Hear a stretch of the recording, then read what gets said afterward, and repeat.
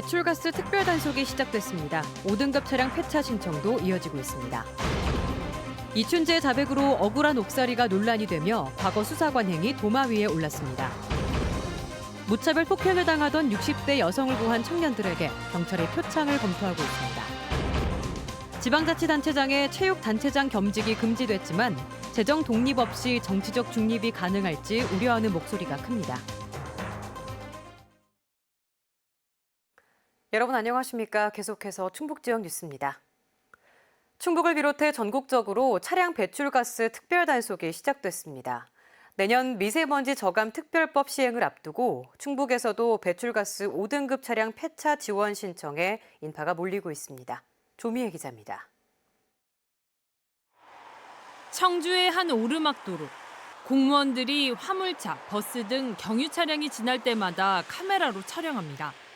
다음 달 15일까지 진행되는 배출가스 특별 단속으로 원격 측정기가 없는 지자체들은 이렇게 카메라로 찍어 매연색을 판독한 뒤 초과 배출 차량에 통보합니다. 적발 차량에 대해서는 차량 소유주에게 개선 권고 조치할 예정이며 차량 소유주는 정비소에서 정비 후에 정비 이력을 저희 기후대입과에 제출해야 됩니다. 내년부턴 충북에서도 아예 미세먼지 저감 특별법이 시행됩니다. 비상저감 조치가 발령되면 영업용 차량과 긴급자동차 등을 제외한 노후 경유차 등 배출가스 5등급 차량은 운행이 제한되고 위반 시 하루 과태료 10만 원이 부과됩니다. 무인 단속 장비가 인구가 많은 청주부터 15곳에서 20곳 정도 설치되고 다른 시군으로도 확대될 예정입니다. 카메라를 설치해서 시스템으로 운행되는 차량의 번호를 갖다가 인식을 해가지고 그 위반 차량을 갖다가 가려내게 됩니다. 배출가스 5등급 차량 차주들도 긴장하며 청주에선 하반기 폐차 지원금 신청 2차 접수 첫날만 200명 넘게 몰렸습니다. 차량이 한 15년 정도 됐기 때문에 제한도 받고 그래서 그 차 좀 바꿔볼까 하고요. 일단 접수를 해보고 어떻게 되면은 그걸 해보려고. 도내 배출가스 5등급 차량은 10만 7천여 대로 이 가운데 청주에만 4만여 대가 등록돼 있습니다. 폐차 지원금은 차종에 따라 최대 165만 원에서 최대 3천만 원까지 지원됩니다. 한편 충청북도는 배출가스 5등급 차량의 운행 제한과 관련해 이번 주부터 2주간 권역별 설명회를 진행합니다. MBC 뉴스 조미입니다. 내년 1월 16일부터 지방자치단체장이나 지방의원은 체육단체장을 겸할 수 없기에 충청북도와 각 시군체육회가 민간회장 선출을 서두르고 있습니다. 체육계가 정치에 휘둘리지 않기 위해 법을 개정한 건데요. 지금의 체육회 운영 방식을 보면 재정 독립 없이 정치적 중립이 가능할지 우려하는 목소리가 큽니다. 신미희 기자의 보도입니다. 충청북도 체육회는 52개 경기단체를 둔 거대 조직이지만 법적으로는 통합체육회 지부에 불과한 임의단체입니다. 1년 예산 200억 원 가운데 85%는 충청북도에 의존하고 있습니다. 13%는 통합체육회에서 기금을 내려받고 2%는 자체 수입으로 충당합니다.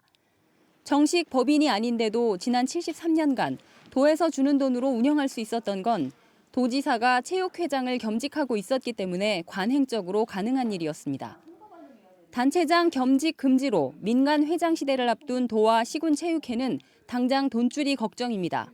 지금 도지사, 시장, 군수하고 노선이 틀린다든지 색깔이 틀린다든지 이런 사람이 됐을 때 이게 재정이 진짜 제대로 되겠느냐. 재정 문제에 브레이크가 걸리면 뭐 축소되거나 폐지되거나 이래야 되는데. 이런 이유로 민간 회장 선출과 맞물려 도와 시군체육회의 재정 자립화 방안이 시급한 과제로 떠올랐습니다. 국비고 이런 게 딱 비율에 맞춰서 내려온다면은 뭐 야당이 되든 여당이 되든 상관없이 안정적으로 끌고 갈 수는 있잖아요, 그죠? 근데 우리는 그런 기반이 재정 자립 기관이 하나도 없어요. 지방체육회를 법정 독립법인으로 위상을 높여 재정 지원 근거를 마련하자는 관련법 개정안이 발의됐지만 국회 논의는 시작도 못하고 있습니다. 재정 독립 없이 정치적 중립이 가능할지 새 수장을 뽑아야 하는 체육회 안팎에서 고민이 많습니다. MBC 뉴스 신미입니다. 자치단체의 보조금 집행 투명성을 위해 이르면 내년 초부터 충주에서는 보조금을 얼마나 받는지 시민이 알 수 있도록 내외부에 공개해야 합니다. 충주시의회는 보조금이 지원되는 시설이나 단체를 일반이 알 수 있도록 해 공공 활용도를 높이고 보조금의 투명성과 공정성을 높이기 위해 이 같은 내용의 조례를 제정했다고 밝혔습니다. 시설 내외부 또는 공사 현장에 설치해야 하는 표지판에는 사업명과 사업자 이름, 보조금 총액 등을 명시해야 하고 변경이 있을 때는 수정 게시해야 합니다. 지난 6일 옥천에서 발생한 60대 여성 무차별 폭행 사건에서 더 큰 화를 막을 수 있었던 건 아름다운 청년들이 나섰던 덕분입니다. 경찰도 표창을 적극 검토하고 있습니다. 정재영 기자가 직접 만나봤습니다. 인적이 드문 한밤중 집으로 향하던 재현이의 발길을 멈춰 세운 건 살려달라는 한 여성의 비명소리였습니다. 갑자기 붙잡으셔가지고 경찰에 신고 좀 해달라는 식으로 말씀을 하셔서 가방으로 머리를 때리시고 그다음에 종아리 부분을 계속 걷어차셔가지고 그때서야 제가 바로 이거는 진짜구나 해서 몸집이 큰 가해자의 모습에 망설인 것도 잠시. 눈앞에서 벌어진 무자비한 폭력에 가장 먼저 112에 전화를 걸었습니다. 도울 사람이라곤 자신뿐. 가해자가 보는 앞에서 경찰에 위치를 설명하고 충격의 실신 직전인 피해 여성을 보호하는 것까지 오롯이 감당해야 했습니다. 혹시나 저에게도 해올까 봐 맨 처음에는 무서워가지고 많이 떨렸었는데 그래도 계속 아주머니 맞으시는 분 보니까 왜냐하면 저희 부모님이나 조부모님도 어디 가서 그런 일을 당할지 모르는 거라서 제가 먼저 나서서라도 하지만 건장한 40대의 지속적인 폭행 시도를 홀로 막아내기엔 역부족. 그때 거짓말처럼 한 무리의 청년들이 나타나 가해자를 막아섰습니다. 20살 이용민 씨와 10년지기인 동갑내기 친구들이었습니다. 가해자분이 그 할머니분한테 계속 관료하는 거예요. 그래서 저희가 이제 팔을 잡고서 이제 가지 말라고 이렇게 막 계속 팔 뿌리치고 가려고 계속하고 막 갑자기 겉옷을 벗고 막. 아들뻘인 6명의 젊은이가 한꺼번에 막아서면서 더 이상 폭력을 행사하지 못하고 붙잡힌 가해자. 경찰이 도착할 때까지 가해자를 감시하며 피해 여성을 끝까지 보호했습니다. 답답하기도 하고 뭘 하느라 이렇게 늦게 오나라도 생각했고 했어요. 저희보다 키도 훨씬 크시고 몸무게도 있으셔서 맞기 어려운데 당연히 할 일을 했을 뿐이라는 이들. 경찰은 위급 상황에서 피해자를 구한 6명 모두에게 표창을 검토하고 있습니다. MBC 뉴스 정재영입니다. 이춘재 자백으로 억울하게 범인으로 몰려 옥살이를 한 것으로 추정되는 사람들이 잇따라 나타나고 있습니다. 1990년대 초까지만 해도 강압 수사로 엉뚱한 사람이 범인이 되는 경우가 종종 있었는데요. 과거 저희 MBC 카메라에 담긴 경찰의 피의자 조사 과정에서도 일부 부적절한 장면이 포착됐습니다. 이재욱 기자입니다. 지난 1991년 청주 버스터미널. 경찰 4명이 당시 가정파기 혐의로 체포된 한 남성의 머리카락을 움켜잡고 뒷수갑을 채운 채 차로 끌고 갑니다. 이어진 조사에서 담당 형사는 피의자의 턱을 수차례 손으로 칩니다. 복수의 전현직 경찰들은 당시만 해도 사건 피의자에 대한 폭력과 협박 등 강압적인 수사가 공공연했다고 말합니다. CCTV도 없고 DNA 분석 등 과학 수사도 발전돼 있지 않은 상황에서 일정 부분 경찰의 직감과 피의자의 자백에 의존할 수밖에 없는 상황이었다는 것입니다. 자백을 받기 위해 잠을 재우지 않고 고문까지 이루어지면서 가짜 범인이 만들어지는 경우도 있었습니다. 화성 연쇄살인 8번째 사건 범인으로 20년간 옥살이를 했다.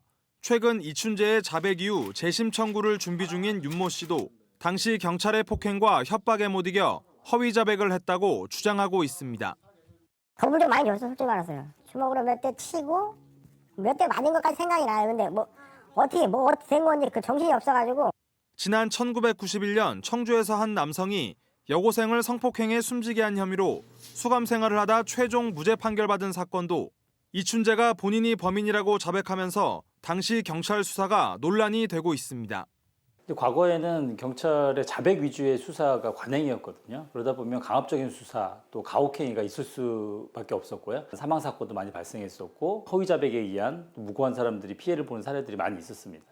물론 자백이 아닌 증거 위주의 수사가 이루어지도록 한 형사소송법 개정과 경찰의 개선 노력이 더해지면서 사건 피의자를 대하는 태도와 방식은 최근 많이 달라졌다는 평가입니다. MBC 뉴스 이재욱입니다. 괴산의 한 도로에서 구조물을 들이받은 택시에서 불이 나 2명이 숨졌습니다. 오늘 오후 5시쯤 괴산군 연풍면 연풍나들목 인근 삼거리에서 택시가 도로 구조물을 들이받고 불이 나 20분 만에 꺼졌지만 70대 운전자와 조수석에 타고 있던 여성이 숨졌습니다. 경찰과 소방당국은 정확한 경위를 조사하고 있습니다. 친형을 기간제 환경미화원으로 등록해 임금을 주고 이를 방조한 혐의로 공무원 2명이 직위 해제됐습니다.